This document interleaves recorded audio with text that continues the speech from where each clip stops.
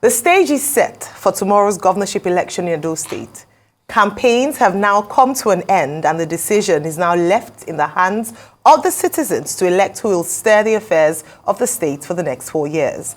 The political stakes are high and the entire landscape is buzzing with a mix of anticipation, hopes and concerns. With over 2.2 million voters expected to cast their ballots, the Electoral Commission is promising a free and fair process. INEC distributed sensitive and non-sensitive election materials to all 18 local government areas. The distribution came after the inspection by party officials, observers and security agents.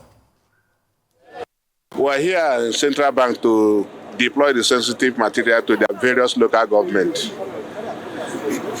Before we did that, we signed the sensitive material. We took the political parties, the security agents to observe, and to the glory of God, all of them, they have seen the sensitive material and we are giving them to the various local governments. We started from Edo North, after Edo North, Edo Central, before Edo South. At the stakeholders meeting, we did insist, or we did request, that the INEC sends 2 representatives to sign the LGA resources and the world resources, as the 192 was and the 18 LGA resources, that is from EC8B and from EC8C.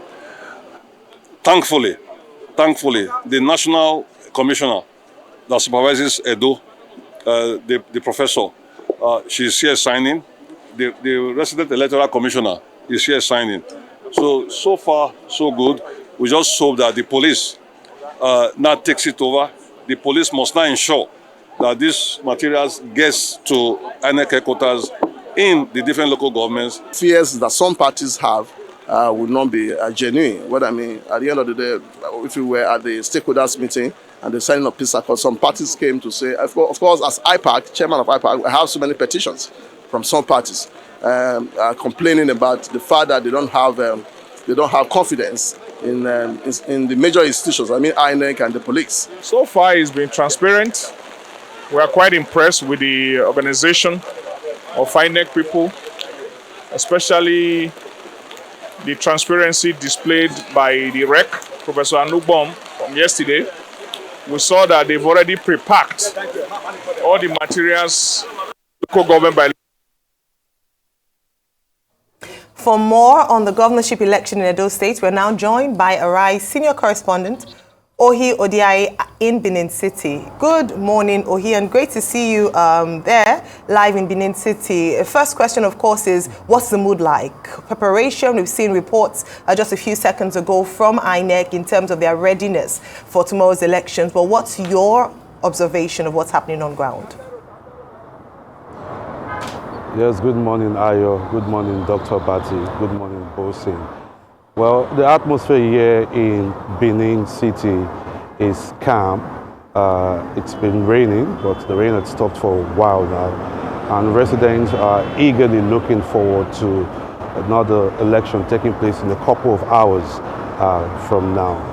Of course, focus will be on the 3 major candidates that were contesting the election, talking about Monday Opeolo of the APC, Aswe Ighodalo of the PDP, and a man is expected to make a surprise. Pundits are looking at how the Labour Party will fare, talking about Olumide Akpata. So, let me bring in my colleague, Christy Macaulay. She's our reporter here in Benin and those states.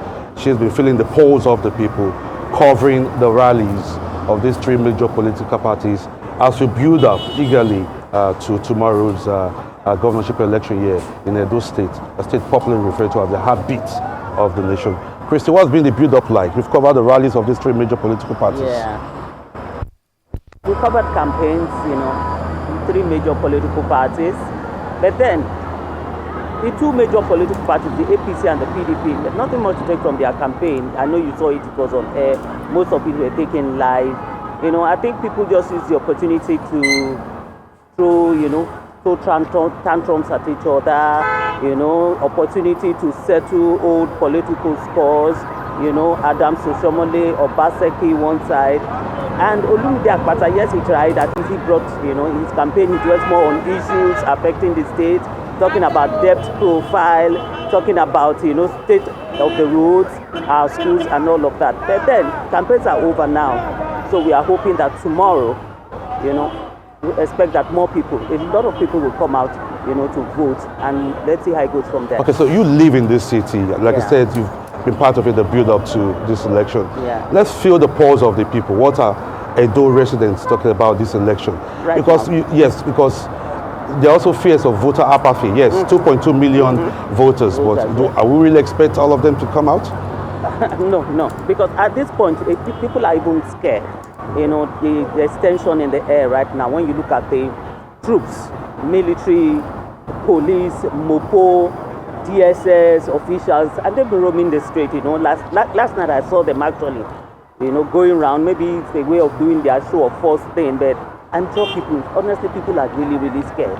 Some of them are even asking, are we at war? Why do we have this, you know, huge presence of military men especially? And we don't expect them to be part of election monitoring or election or providing security for election.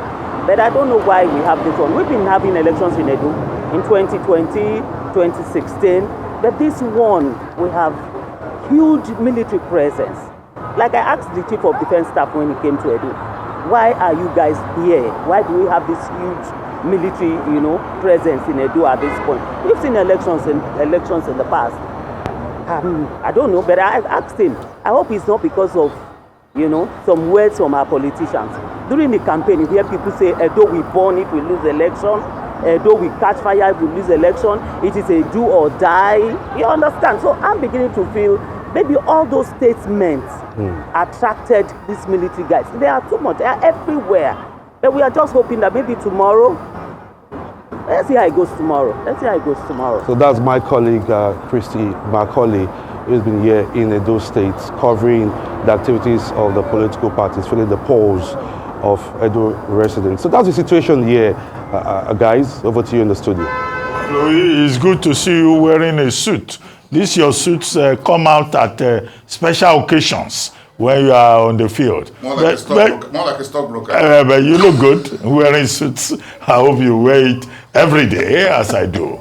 But what have you observed about the role of the critical institutions in this election in Edo State? See, you are on the ground. Those critical institutions, security, INEC, you know, and all the major stakeholders who need to make sure that tomorrow, this is about the people's might, not about federal might. Exactly. INEC, like Ratu said, trying to play playing the critical role in ensuring that all the sensitive materials are deployed.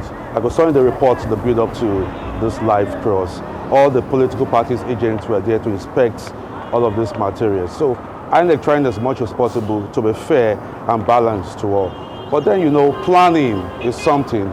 Tomorrow, we really get to know how things would readily pan out. The issue of security is also a concern. It's important, like Christy rightly said, the rhetorics from the politicians trying to heat up the polity. So we expect the security officials to be on ground to ensure that voters are able to exercise their franchise freely, to be able to tame the issue of violence. But then trust the politicians. They're also playing into their own part that these security officials are here to sort of intimidate or try to skew the vote towards a particular side. So the critical sectors are on ground, talking about the electoral body officials, security officials. So let's see how things go. Tomorrow is almost here, so we get to see how it pans out tomorrow when the election gets underway. Well, thank you very much, Odiai, our senior correspondent on ground in his home state to cover the elections.